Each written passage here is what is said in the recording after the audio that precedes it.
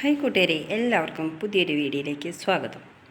അപ്പോൾ ഈ ഒരു പെണ്ണാരാണ്, എന്താണ് ഇവളുടെ ഉദ്ദേശം എന്നൊന്ന് കമൻ്റ് അയച്ച് ചെയ്യണേ. നിങ്ങൾക്കറിയുന്നവർ ഇവളുടെ പേരൊന്ന് കമൻറ്റ് ചെയ്താണ് കേട്ടോ. ഞാൻ പല മീഡിയയിൽ ഇവളുടെ സംസാരം കേട്ടിട്ടുണ്ട്. അവൾ പറയുന്നത് മൊത്തം രേണുസുധിയെ കുറ്റം പറഞ്ഞു. ഇവൾ പറയുന്ന വാക്ക് കേട്ടു.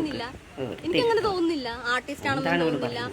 സുധി എന്ന പേരിന്റെ മുന്നിൽ ഇങ്ങനെ രേണു എന്നൊരു പേര് വന്നോണ്ട് എങ്ങനെ പിടിച്ചിരിക്കുന്ന ഒരാള്, അതൊരിക്കലും ഒരു ആർട്ടിസ്റ്റ് ആണെന്ന് എനിക്ക് തോന്നുന്നില്ല. അവരുടെ ഒരു വർക്കിലും എനിക്ക് വലിയൊരു ആർട്ടിസ്റ്റ് ആണെന്നോ വലിയൊരു നടിയാണെന്നോ അല്ലെങ്കിൽ അങ്ങനെ സംഭവമായിട്ട് ഞാൻ ഒരിക്കലും അംഗീകരിക്കില്ല. ഇവൾ വൈറലാകും എന്നാണ് ഇവൾ ധരിച്ചു വെച്ചിരിക്കുന്നത്. ഫേസ്ബുക്ക് തുറന്നാൽ ഇവളുടെ ഈ ഫോട്ടോകൾ തന്നെയുള്ളൂ, പാതി ഡ്രസ്സിട്ട ഫോട്ടോസ്. ഇതിൻ്റെ ഇടയ്ക്ക് പറഞ്ഞു രേണുസുധിക്ക് ബിഗ് ബോസിൽ പോകാനുള്ള യോഗ്യതയില്ലാന്ന്. ഇവളാണ് തീരുമാനിക്കുന്നത്. യോഗ്യതയുണ്ടോ ഇല്ലയെന്നുള്ളത് രേണുസുധിക്ക് കാണുന്ന ജനത്തിനും അറിയാം. രേണുസുധിക്ക് ഒരുപാട് ബാഡ് കമൻറ്റും ഒരുപാട് നെഗറ്റീവും വന്ന ഒരു വ്യക്തിയാണ്. പക്ഷെ അതിൽ നിന്നെല്ലാം കരകയറി അവൾ ഓരോ ചുവടും മുന്നോട്ട് വെച്ചുകൊണ്ടാണ് ഇന്ന് ഈ ഒരു നിലയിലെത്തിയിട്ടുള്ളത്.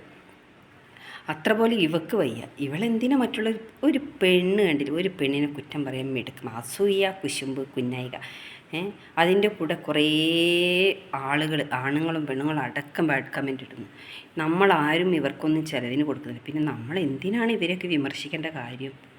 എനിക്കതാ മനസ്സിലാവാത്തത്. വല്ലാത്തൊരു വിമർശനം തന്നെയായിപ്പോയത്. അപ്പോൾ ഞാൻ മറ്റൊരു വീഡിയോയുമായി ഞങ്ങളുടെ മുമ്പിൽ കൊണ്ടാണ്.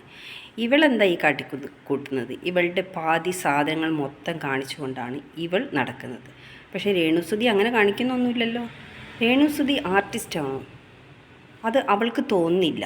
പിന്നെ രേണുസുധി ആർട്ടിസ്റ്റ് ആയതുകൊണ്ടാണല്ലോ ഇത്രയും കാലം അവൾ ഈ മീഡിയയിലൊക്കെ പിടിച്ചു നിന്നതും ഓരോരോ ഇനാഗുറേഷന് പോകുന്നതൊക്കെ. അതുപോലും ഇവൾക്ക് പറ്റുക. ആദ്യം രേണുസുധിയുടെ വാലായി നടന്നവളാണ്. ഇപ്പോൾ രേണുസുധിയെ കുറ്റം പറയുന്നത്. ഇപ്പോൾ ഇവൾ അരയ്ക്ക് കീഴ്പ്പെട്ടും തുണിയില്ല, മേലോട്ടും തുണിയില്ലാത്ത അവസ്ഥയിലാണ് ഇവളുടെ നടപ്പ്. എന്തിനാണ് സ്വന്തം കാര്യം മറച്ചു വെച്ചുകൊണ്ട് മറ്റുള്ളവരെ കുറ്റം പറയാനാണ് നടക്കുന്നത്? രേണുസുധിയെ കുറ്റം പറയുമ്പോൾ